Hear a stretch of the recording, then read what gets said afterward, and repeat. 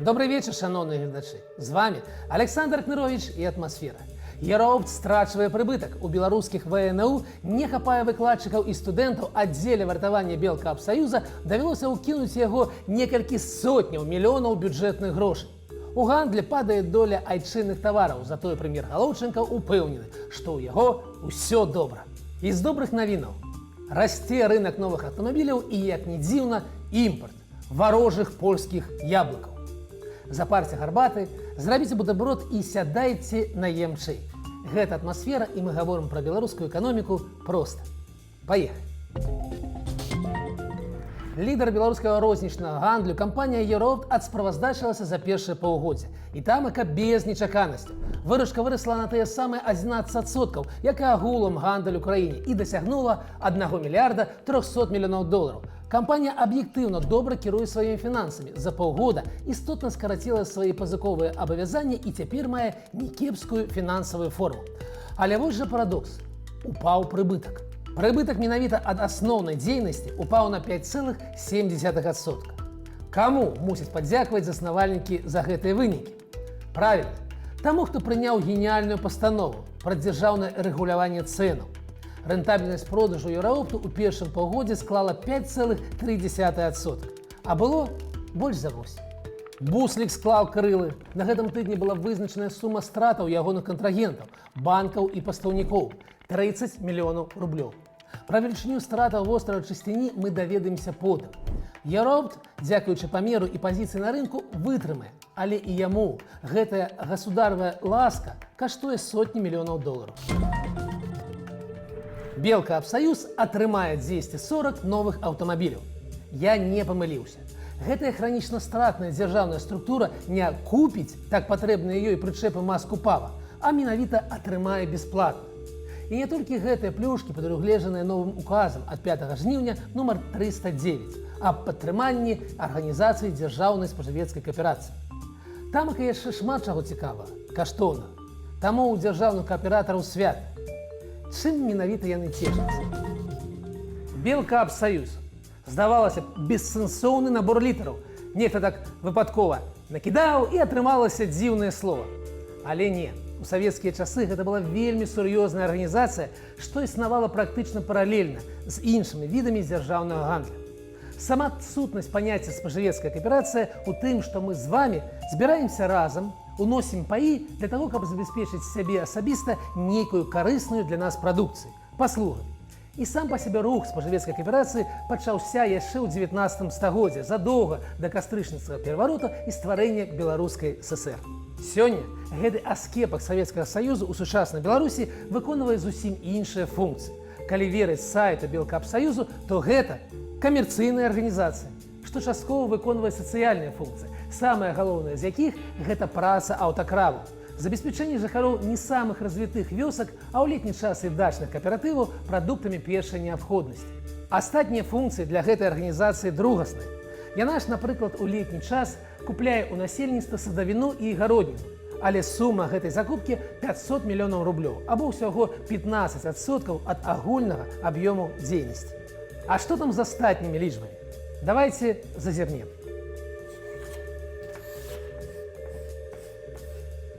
Колькасць занятых – 34 тысячы чалавек. Гэта вельмі блізка да самых вялікіх беларускіх працадаўцаў. Так, напрыклад, у «Еўраопце» працуе 32 300 чалавек. Але калі паглядзець на выручку, то у «Еўраопта» яна будзе вышэй за 4 мільярда долараў у год. А ў Белкапсаюза 3 мільярда 300 мільёнаў рублёў, або 1 мільярд 100 мільёнаў долараў. Практычна ў 4 разы менш. Так, у структуру Белкапсаюзу ўваходзяць і нарыхтоўчыя пункты, і вытворчасці, але і ў «Еўраопта» гэта не толькі ж гандаль. Далей. Спажыўкааперацыя, калі ёй верыць, абслугоўвае каля 30% насельніцтва краіны, ці больш за 3 мільёна 200 тысяч беларусаў. І гэта пераважна сельскае насельніцтва. Упс. Так піша сам Белкапсаюз. Але ж гэта хлусня, ці, мякка кажучы, недакладнасць. Справа ў тым, што сельскае насельніцтва сёння ў Беларусі 1 мільён 960 тысяч чалавек.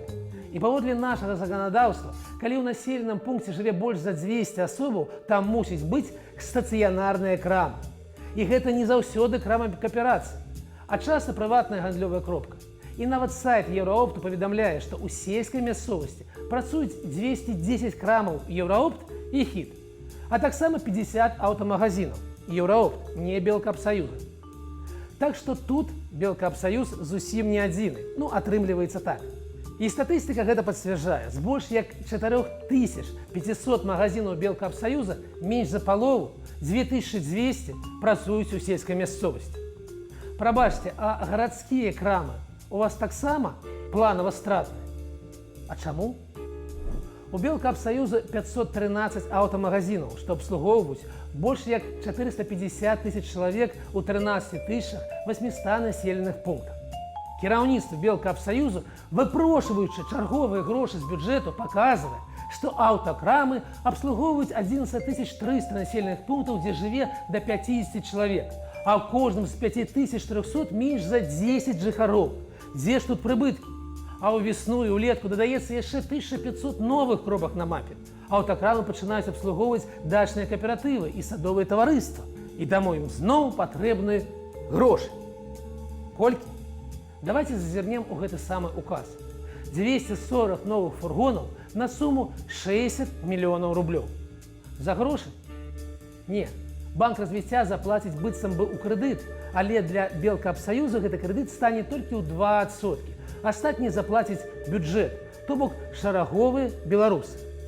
Ну і далей у Белкапсаюз укінуць яшчэ 130 мільёнаў рублёў. Дзяржаўных банкаў, каб ён здолеў закрыць свае даўгі перад пастаўнікамі. Агулам 190 мільёнаў рублёў або 60 мільёнаў долараў, каб гэтая камерцыйная структура працягвала генераваць страты. І гэта ўжо 4-й ці 5-й раунд вось такіх інвестыцыяў. Гэтая арганізацыя хранічна знішчае сродкі дзяржаўнага бюджэту. І вось тут вы, так, менавіта вы, здасце мне самае цікавае пытанне. Дык а што ж ты прапануеш? Яна ж выконвае сацыяльную функцыю на сяле, куды ж мы без аўтакрамаў? Але ж гэта хлусня, дарагія мае гледачы. Паглядзіце больш уважліва. З 3 мільёнаў 200 спажыўцоў, якіх абслугоўвае Белкапсаюз, калі верыць яго ж статыстыцы, толькі 15% абслугоўваюцца гэтымі самымі аўтакрамамі. А з 34 тысячаў працаўнікоў колькі трэба людзей, каб абслужыць 513 аўтакрамаў? Кіроўцы, прадаўцы, склады, сервісныя службы. Добра, няхай іх будзе 15% ад усіх працаўнікоў Белкапсаюзу. Ажно 5000 асобаў. Няхай. Скажыце, а чаму ўся астатняя дзейнасць гэтай арганізацыі страта? Параўнайце з падобнай паводле памеру арганізацыі Еўраоптам. Яна, маючы такую ж самую колькасць працоўнікаў, падобную колькасць крамаў, працуе ў плюс. Мільёнаў гэтак 100 у год, у доларах, ніяк не ў мінус. Дык можа трэба падарыць Белкапсаюз уласнікам Еўраопту? Добра, не падарыць, але аддаць у кіраванне гадоў на 10. Можа быць, тады ён, захаваўшы саму сумнеўную мадэль, аўтакрамы ў паселішчы з 2 жыхарамі, а ёсць і такія, ўсё ж такі ён не будзе даіць дзяржаву на дзесяткі мільёнаў долараў. Як думаеце? Вернемся да навінаў.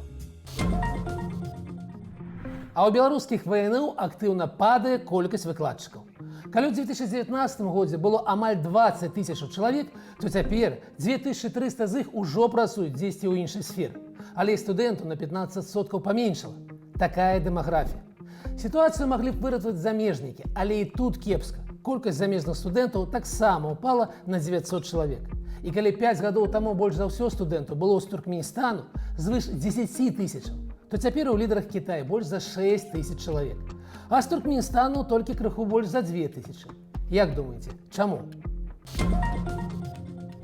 А наш бадзёры прэм'ер Галученка, як заўсёды, аптымістычны.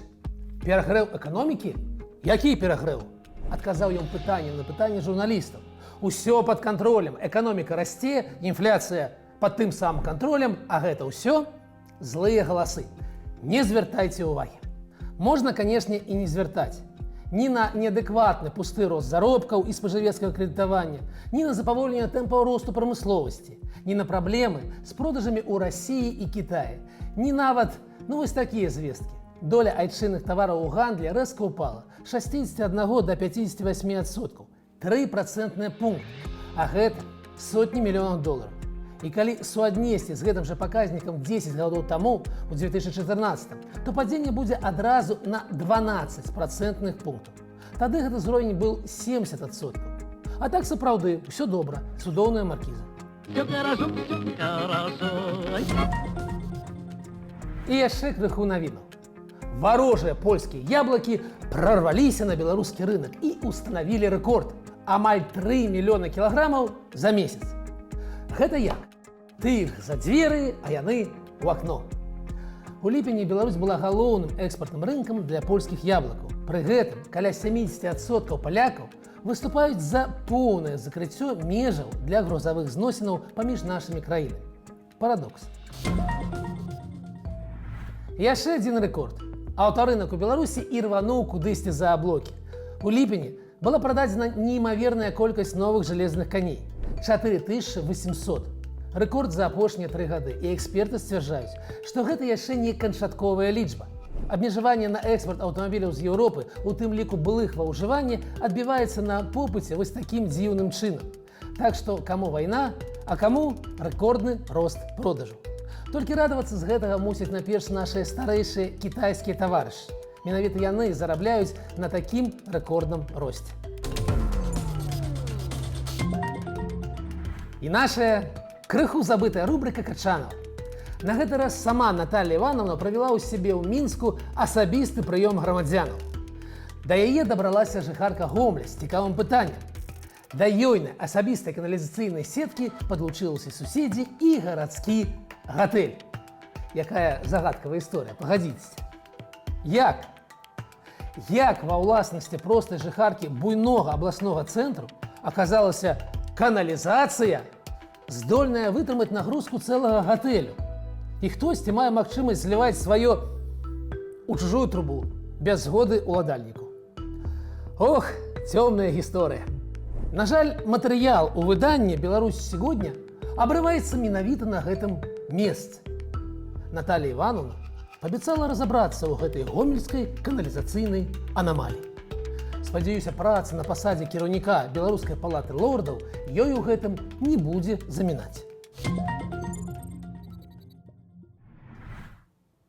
Вы памятаеце жнівень 20-го? Прайшло ўжо 4 гады. Якія маеце цяпер эмоцыі, асацыяцыі, калі згадваеце той час? Я не быў на вуліцы тады, я не пратэставаў супраць скрадзеных выбараў, супраць гвалту. Я сядзеў за кратамі і не меў, як гэта зрабіць. Не меў фізічнай магчымасці. Але я вядома разумеў, што адбываецца, назіраў за гэтым выпусках навінаў Еўраньюз, яго паказвалі тады ў калоніі. Чытаў у газетах і прагна слухаў, што кажуць пра гэта маі блізкія. Мы сталіся сведкамі, удзельнікамі пераломных гістарычных падзеяў у нашай краіне. Спачатку вялізнага душэўнага ўздыму мы ўбачылі, як нас шмат, якія мы. Убачылі, што беларусаў, якія хочуць жыць у нармальнай еўрапейскай краіне, адпаведнай 21 стагоддзю, іх большасць. Нас большасць. Натхняльнае пачуццё, яднання, салідарнасці. Але не здарылася. Уздым самаўсведамлення народу быў задушаны, забіты такімі рэпрэсіямі, якіх яшчэ не было ў гісторыі Беларусі. Надышлі цёмныя часы. А ці магло быць інакш? А хто вінаваты? Гэта не надта важна. Не, вядома, палітыкі мусілі правесці працу над памылкамі, зразумець, што менавіта было зроблена не так, каб на новым вітку не апынуцца ў той жа сітуацыі. Такой працы відавочна не зроблена. Тым горш для гэтых палітыкаў, за імі прыйдуць іншыя. І будуць новыя спробы, і новыя, вядома, ахвяры. Свабода і незалежнасць не даюцца бясплатна. Але я пра іншае. Для мяне 9 жніўня гэта ўсё ж такі свята. Свята салідарнасці. Я бачу вакол сябе шмат удзельнікаў тых падзеяў, і размова пра іх заводзіцца часта. Галоўных эмоцыяў дзве. Гэта боль ад таго, што не здарылася той, іншай Беларусі, вядома. Але ёсць яшчэ і шчасце. Цяпло ад успамінаў пра той час, калі мы былі разам. І шмат хто, вельмі шмат гаворыць, гэта лепшае, што было са мною ў жыцці. Я вельмі прашу вас падзяляць палітыкаў, якія, вядома, могуць зрабіць нешта не так, памыляцца, тым больш на доўгай дыстанцыі. І вось гэтае адчуванне яднання нас усіх. Гэтае пачуццё цяпер схавалася, ці недзе пазірае з недаверам, бо ўжо занадта балючым было расчараванне. Але я ведаю, што яно нікуды не падзелася. Тое, што адбывалася ў жніўні 20-го, было невыпадковым. Праўда? Мы ж не выпадковыя. Я ў гэтым упэўнены. Такая сёння атмасфера, і з вами быў Александр Ахнарович. Убачымся праз тыдзень.